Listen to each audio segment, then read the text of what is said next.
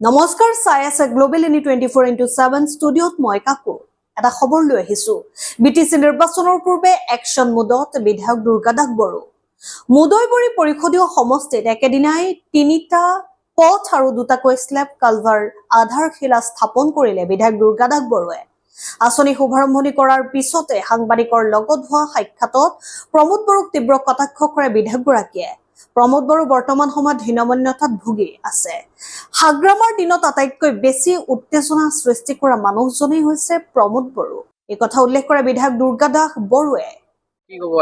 আজি নাপটিপাৰাত এই মই য'ত থিয় হৈ আছো ভঙা দলংখন, ৰাইজৰ পৰা কিছুদিন আগতে জানিব পাৰিছো যে স্বাধীনতাৰ পিছৰ পৰাই এই অসুবিধাটো তেওঁলোকৰ আছিল।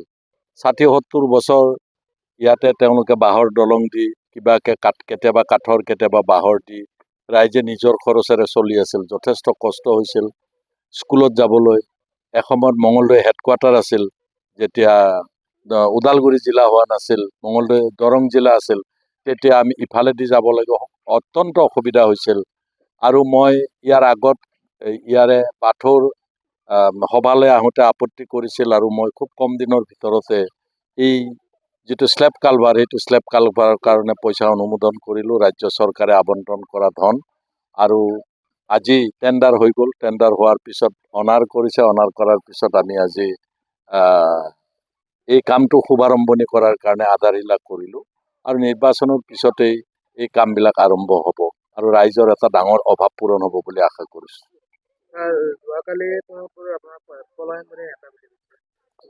এতিয়া মই পলায়নবাদী নেতা হ'লে প্ৰমোদ বড়ো আচলতে ফ্ৰাষ্ট্ৰেটেড। এতিয়া তেওঁ এনেকুৱা ফ্ৰাষ্ট্ৰেশ্যন তেওঁৰ আহিছে যে তেওঁক মই প্ৰশ্ন কৰিছোঁ কিছু।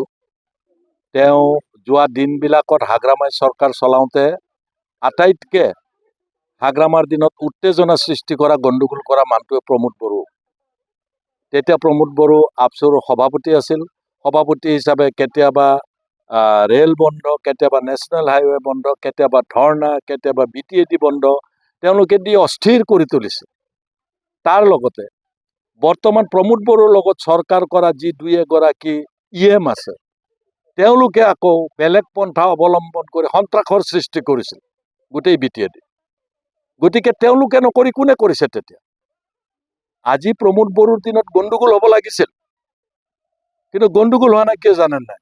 গণ্ডগোলটো আমিহে কৰিব লাগিব।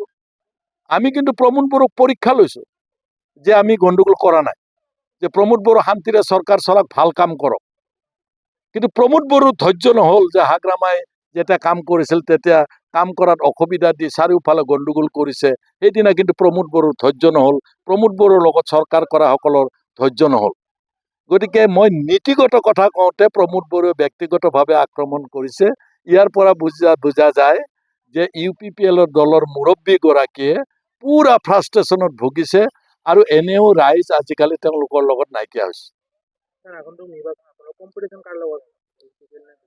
আমাৰ কিছু UPPL এজ এ হোল 40টা চিটতেই কোনো ৰাজনৈতিক দলৰ লগত তেওঁলোকৰ পোনপটীয়া প্ৰতিদ্বন্দ্বিতা নহয়। BPF দলৰ কেইটামান চিটত BJPৰ লগত প্ৰতিদ্বন্দ্বিতা হ'ব, যেনে মুদৈবৰী চিটটো তেওঁলোকৰ লগতে প্ৰতিদ্বন্দ্বিতা হ'ব, UPPLৰ লগত আমাৰ প্ৰতিদ্বন্দ্বিতা নহয়। গতিকে আজিৰ দিনটোত UPPL দল মই 3-4টা চিট জিকেনে নিজিকে মোৰ সন্দেহ আছে। গতিকে মই ভাবোঁ যে আমি একক সংখ্যাগৰিষ্ঠতা পাম BPF দলে, আৰু আমাৰ পিছতেই ভাৰতীয় জনতা পাৰ্টীৰ সংখ্যা দ্বিতীয়ত তেখেতসকল থাকিব। এইটো ৰাইজে ইতিমধ্যে সভা সমিতিবিলাকৰ জৰিয়তে প্ৰমাণ কৰিছে।